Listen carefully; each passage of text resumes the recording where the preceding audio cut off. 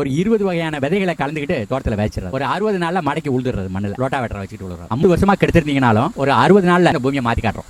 இப்போ நம்ம ஒரு சின்ன கால்குலேஷன் பண்ணலாம். ஒரு ஏக்கருக்கு நம்ம 5 டன் சாணம் வாங்கி போடுறோன்னு வச்சுக்கோங்க. அதோட விலை வந்து 15,000 ரூபாய். அதே ஒரு ஏக்கருக்கு பலதானிய விதைப்பு பண்ணுறோன்னு வச்சிங்கன்னா நம்மளுக்கு ஆற செலவு 3000லேருந்து 3500 ரூபாய். இதில் நம்மளுக்கு கிடைக்கிறது 5 டன் வரைக்கும் பசுந்தாள் உரம்.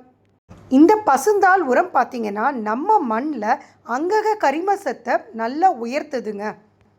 இந்த 20 வகையான விதைகளும் அதற்கு தேவையான நுண்ணுயிர்களை நம்ம மண்ணில் வளர்த்துருக்குங்க.